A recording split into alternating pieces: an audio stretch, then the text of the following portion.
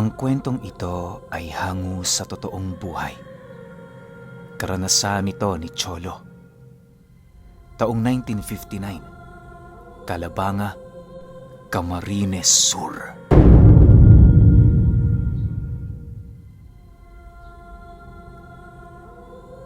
Itong mga panahong ito, merong kapatid itong si Cholo na may sakit sa pag-iisip. Dahil sa kapatid niyang yon, kaya't halos kamuhian sila ng iilan nilang mga kababaryo. Hindi kasi pangkaraniwan ang ginagawa nito, gawa ng kapag sinusumpong ito, makikita mo na lamang yon sa sementeryo, naghuhukay ng mga bangkay ng yumao.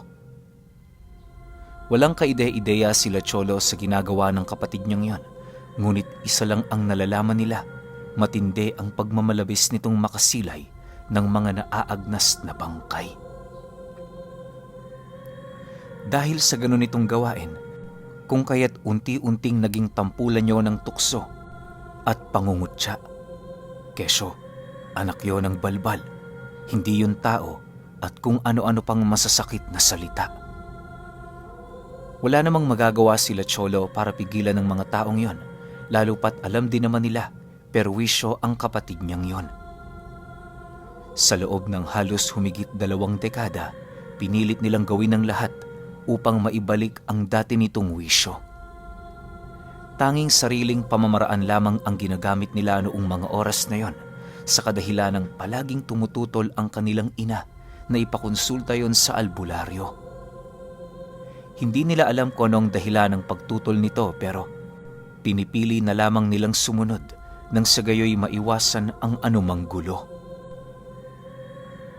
Isang hapon, habang nag-iipon ng mga panggatong itong si Cholo, narinig niya ang kanyang ina na inutusan ng kapatid niyang may sakit sa pag-iisip.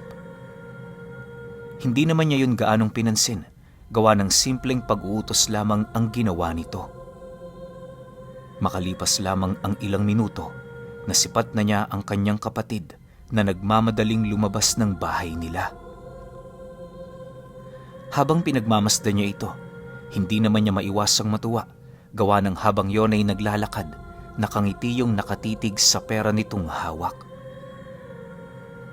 Pag-alis nito sa kanilang tahanan, sakto naman ang paglabas ng kanilang ama, kung kaya't agad naman niya yung nilapitan para kausapin. "Tay, anong bibilihin ni Dante?" Bungad na tanong niya sa kanyang ama. Nang marinig naman ito ang kanyang sinabi, agad naman yung tumingin sa kanya at kasabay nito ang pagsagot nito ng, "Bibili yun ng karne sa merkado. Ikaw sanang utusan ng nanay mo pero sabi mo may ginagawa ka eh. Kaya yun, si Dante ang nautusan niya. Huwag kang magalala, Cholo. Kayang-kaya yan ang kapatid mo." Dahil sa sinabi nito, wala naman siyang nagawa kundi ang sumang-ayon. Pagkaraan pa ng ilang minuto, matapos niyang maimbak ang mga tinipak niyang panggatong, hindi naman niya maiwasang magtaka dahil pakiramdam niya parang ang tagal-tagal ng kapatid niya. Halos inabot na lamang siya ng dilim sa labas ng kanilang bahay, hindi pa rin ito dumarating. Sa puntong yon, minarapat na niyang magpaalam sa kanyang mga magulang para sunduin ito. Maya-maya pa, nang akmang aalis na siya sa bahay nila, laking gulat na lamang niya nang masipat niya ang kanyang kapatid na paika-ikang naglalakad papasok ng bakuran nila. Pagsilay niya sa kinaroroonan nito, hindi naman niya maiwasang magalit at manlumo sa kadahilan ng kitang-kita niya ang mga natamong pasa ng kapatid niya. May mga malalalim din yung sugat sa muka at balikat, indikasyon na pinahirapan muna ito bago yung tuluyang pakawalan. Nang malaman naman ng kanyang ama ang tungkol sa bagay na yon, tanging pagyakap lang naman ang nagawa nito sa kanyang kapatid habang nagwiwika sa kanya ng, "Huwag ka nang umalis, Cholo. Huwag mo nang dagdagan ang pangyayaring ito. Hayaan mo na ang mga taong yan. Nasisiguro ko sa'yo, meron din naman silang mga araw." Matapos nitong makapagsalita, agad naman nilang inalalayan ang kapatid niyang nanghihina. Pagpasok nila sa loob ng kanilang bahay, doon nila napag-alaman na maging ang pera nitong daladala pambilisana ng kanilang ulam ay ninakaw ng mga taong nanggulpi rito. Matatanggap pa sana nila yon, pero pagsilay nila sa katawan ng kanyang kapatid, doon na sila tuluyang napuno ng galit nang masipat nila ang mga ukit nito sa balat na parabang nangangahulugan ng panunuya at kalapastanganan sa sitwasyon nitong pinagdaraanan. Isipin ninyo binugbog na nga ang kapatid ni Cholo, nilagyan pa yon ng mga ukit sa katawan na nangangahulugang baliw yon, aswang, walang kwentang tao at kung ano-ano pang masasakit na salita. Ilang beses din nila itong sinubukang burahin pero bigo silang yon ay magawa sa kadahilanang ibinaon talaga ang mga tinta sa ilalim ng balat ng kapatid niya. Dahil sa pangyayari, nasisiguro ni Cholo habang buhay na itong dadalhin ng kapatid niya. Nais niya man sanang pagbayari ng may sala, subalit alam niyang hindi niya na yun magagawa dahil wala namang kakayahan ng kanyang kapatid na ituro ang mga taong may gawa ng bagay na yon sa kanya. Lumipas ang gabi, nanatiling kalmado ang mga magulang nila. Dahil din sa mga nangyari, kung kaya't hindi na nila nagawa pang makapaghapunan noong mga oras na yon. Sa pagsapit ng umaga, hindi pa man sumisikat ang araw, nagdesisyon na silang mag-ikot sa baryo para hanapin ang mga taong may sala sa nangyayaring panggugulpe sa kapatid niya. Habang pinagmamasdan ni Cholo noon ang kanyang mga magulang, batid niya sa pagmumukha ng mga ito ang pilit nitong pagkimkim ng kani-kanilang mga nararamdamang galit. Sa pagpapatuloy ng kanilang paglilibot, wala naman silang nasilayan kundi ang iilang mga taong abalang-abala sa ginagawa nitong hanap buhay. Sa pagbalik nila sa kanilang tahanan, nagdesisyon ang kanyang ina na gumawa ng kakaibang hakbang para hanapin ang mga taong may sala. Naniniwala ito, hindi sapat ang gagawin nilang pagmamakaawa para lamang mabigyan ng hustisya ang nangyari sa kapatid niya.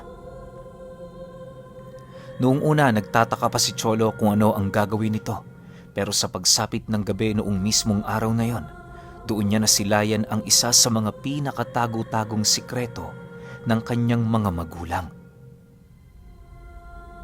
Dahil sa wala namang kaide-ideya si Cholo sa ginagawa ng mga ito, kung kaya't nagpumilit siyang magtanong dito. Nang marinig naman ng kanyang ama ang mga bagay na sinabi niya, agad naman siya nitong inakbayan patungo sa kanilang kusina.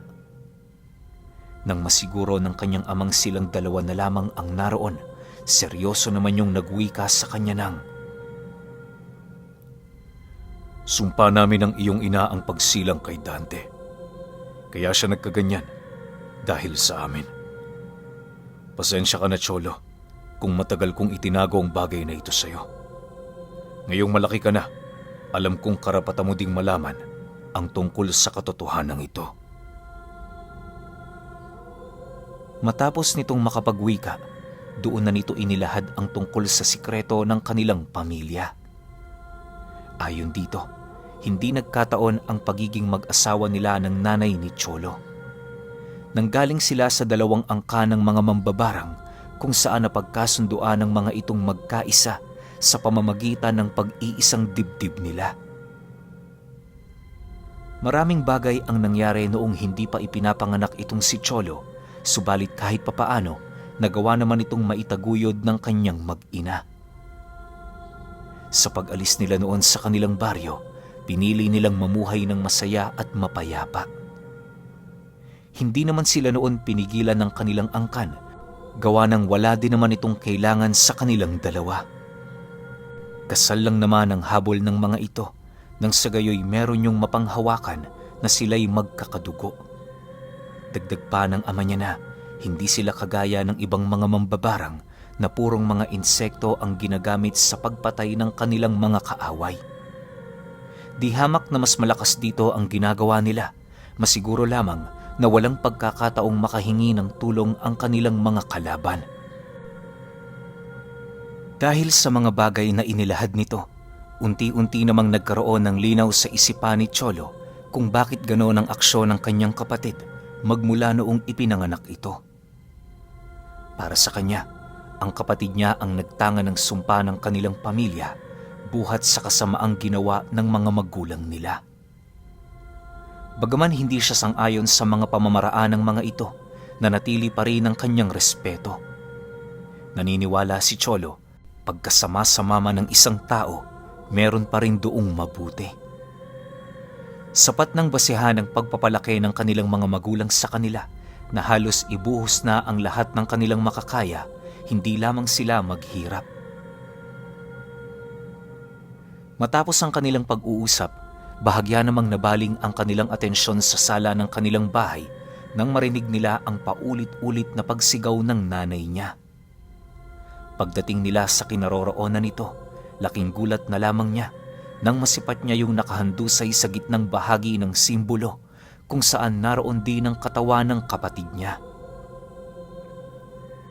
Habang nangingisay at umaangil ito, walang putol naman ang pagbula ng bibig nito hanggang sa hindi naglaon, meron yung iniluwang bato. Pagsilay naman ng kanyang ama sa batong yon, dali-dali naman yung lumapit para kuhain ito. Hindi pa man o nakakapagsalita si Cholo ukol sa mga nangyayari, tanging panlalaki na lamang ng kanyang mga mata ang nagawa niya matapos niyang masilayang nilulo ng kanyang ama ang batong nakuha nito mula sa bunganga ng kanyang ina. Sa pagsilay niya sa pagmumukha nito, doon niya nasilayan ang nanlilisik nitong mga mata na unti-unti nang namumula. Dahan-dahan na ring nagbabago ang boses ng ama niyang yon hanggang sa hindi naglaon para na itong isang matandang maraming sapi sa katawan. Maya-maya pa, nang magkaroon na ng malay ang kanyang ina, agad naman siyang nilapitan ng kanyang ama habang naghihirap itong nagwiwika sa kanya ng, "Sabihan mo ang nanay mo, babalik ako rito pagkaraan ng 2 araw. Ihanda niya kamong lahat ng sisidlan na maaari kong paglagyan ng mga katawan." Matapos nitong makapagwika, para yung aninong tumagos na lamang sa isang maliit na siwang ng bahay nila. Pagkagising ng kanyang ina, wala na yung kanyang ama. Halos hindi naman maiwasan ni Cholong pangilabutan sa mga nasilayan niya, gawa ng unang beses yung mangyari sa kanya. Makalipas pa ang ilang minuto, nanatili siyang tulala sa harapan ng kanyang inang dahan-dahan ng bumabangon. Pagsilay niya sa kapatid niyang nagkamalay na, agad naman niya yung tinulungang makatayo sa kabila ng panghihinang nararamdaman niya. Maya-maya pa, nang medyo bumabalik na sa normal ang kanyang wisyo, doon na siya naglakas loob na kausapin ang ilaw ng kanilang tahanan. Nang marinig naman ito ang habili ng kanyang ama, ngumiti lang naman ito habang sumasagot sa kanya ng, "Pasensya ka na anak ha, kung kinakailangan mo pang danasin ang mga bagay na ito. Wala na kasi kami talagang pagpipilian eh. Ito na lamang ang natitirang paraan para maprotektahan namin kayo at ng kapatid mo. Magmula sa araw na to, ipinapangako ko, wala nang sino man ang mananakit sa inyong dalawa." Dahil sa sinabi nito, hindi naman maiwasang magalak ni Cholo, gawa ng kahit papaano, ramdam niya ang pagmamahal ng mga magulang nila. Kahit alam niyang masama ang ginagawa ng mga ito, hindi na yun mahalaga, basta maprotektahan lamang ang kanilang pamilya. Sa isip-isip niya, kung meron din siyang ganoong karunungan, hindi rin malabong gawin niya ang ginagawa ng mga ito. Sa pagpapatuloy ng kanilang pag-uusap, doon niya napag-alaman ang kakaibang ugnayan ng kanyang mga magulang. Yung nanay niya ang nagluluwal ng bertud ng isang gabunang aswang, habang ang ama naman niya ang sisidlan nito upang magawa nila ang kanilang kagustuhan. Sa madaling salita, ang nanay niya ang lakas, habang ang ama naman niya ang nagsasakatuparan nito. Isang bukod tanging kakayahan para katakutan ng karamihan. Subalit, Sa kabila ng kanilang kamanghamanghang abilidad, meron din naman yung balik sa kanila. Nakadepende kung sino sa kanilang anak ang magtatangan ng sumpang yon. Naniniwala kasi ang nanay ni Cholo, isang ipinagbabawal na abilidad ang kanilang ginagawa.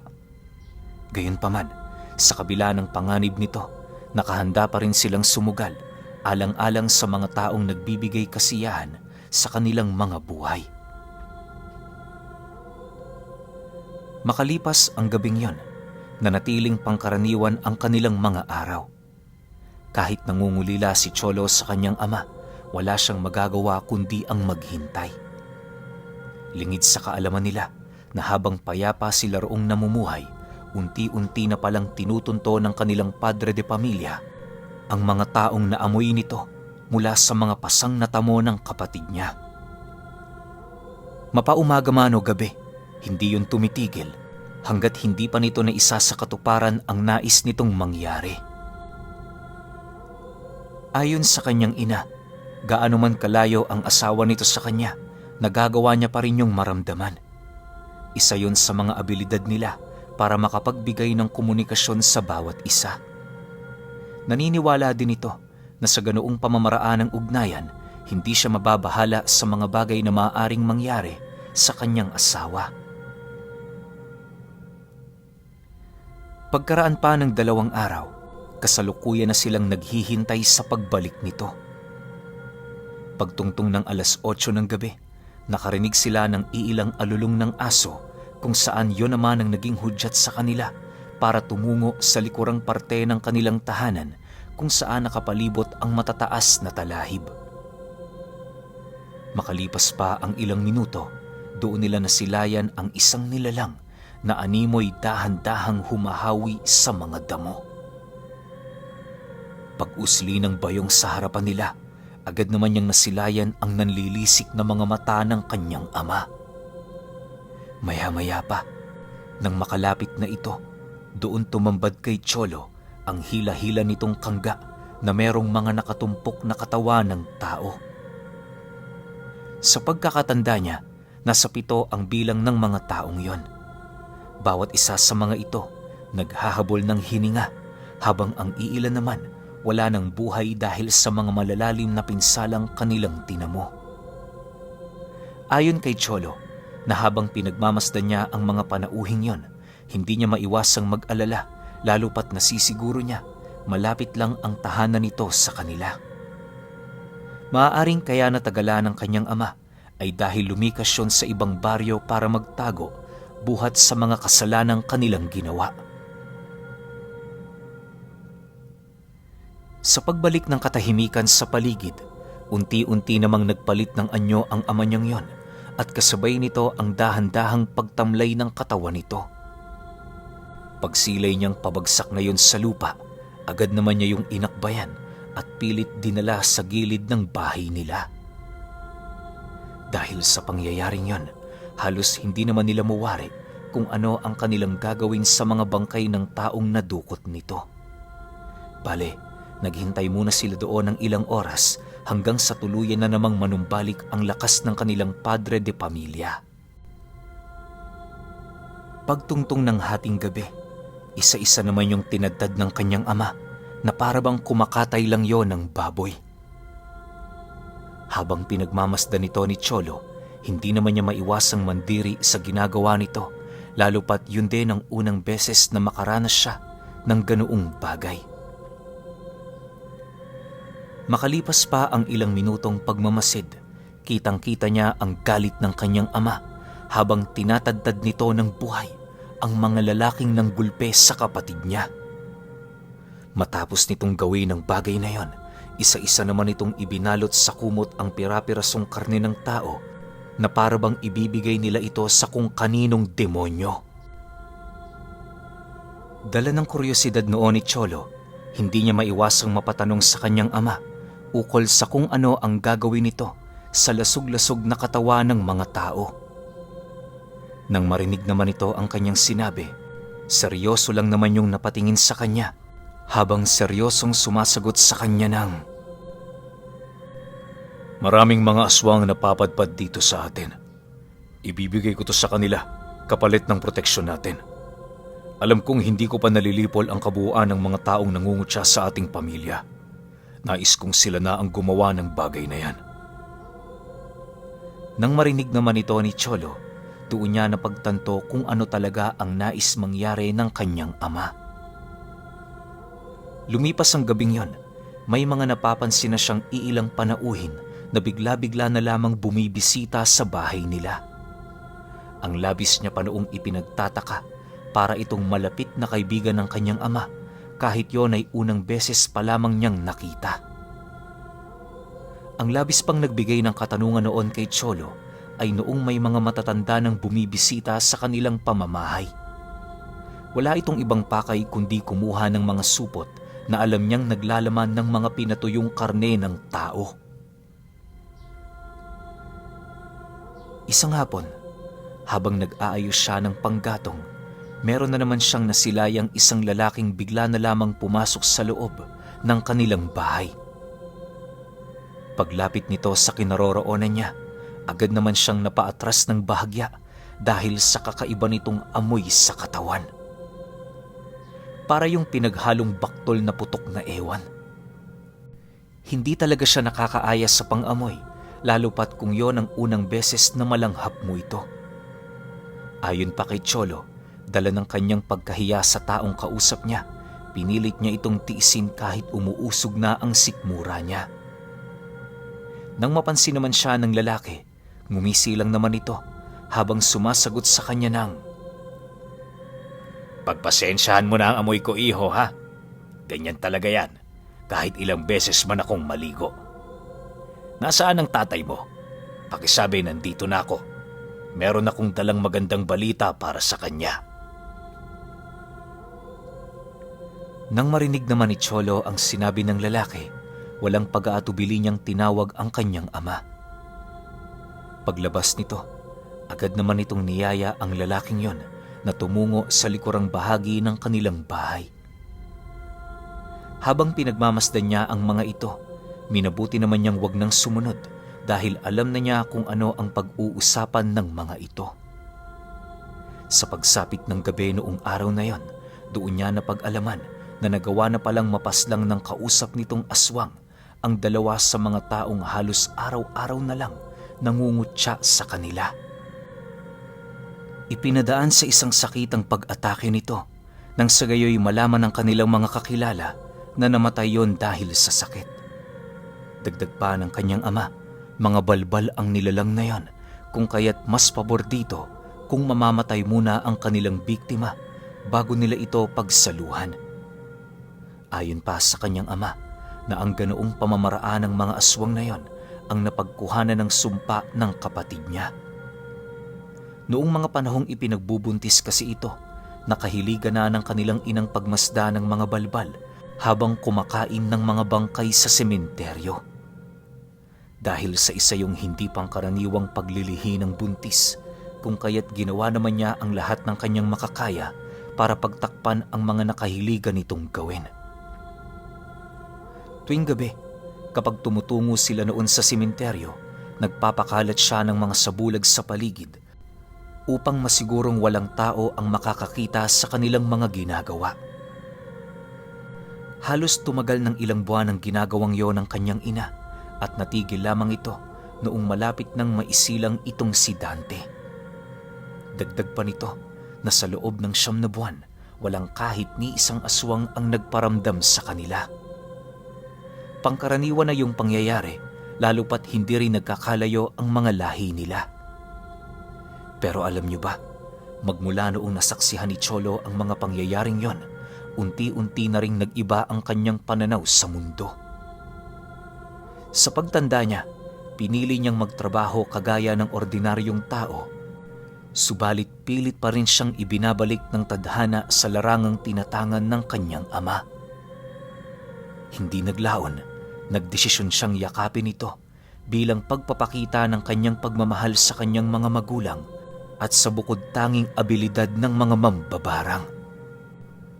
Hanggang sa pagtanda ni Cholo, hinding-hindi niya pa rin malimutan ang kakaibang prosesong ginagawa ng kanyang mga magulang na nagluluwal at lumulunod ng bertud ng gabunan.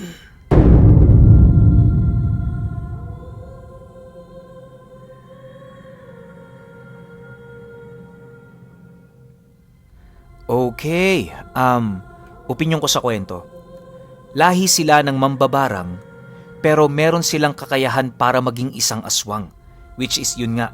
Pero naghahati sila, 'di ba? Hindi purong isang gabunan yung sa kanila eh. Parang yung nanay niya, oo, merong bertud na tinatangan sa loob nito ng isang gabunan, pero siguro hindi niya ma-activate. Tapos itong tatay naman ni Cholo, siguro meron naman siyang kakayahan para mag-absorb ng kakayahan ng isang bertud. Kaya anong nangyayari, yung nanay ni Cholo yung nagluluwa, tapos yung tatay niya yung nagtatangan para maging isang gabunan. Pero ang tanong, isosoli pa kaya yun? Kasi ako hindi ko maisip na kung pwede pang isoli yun. Kasi alam ko, once na niluwal ang isang bertud na nagtatangan nito, mamamatay yun instant.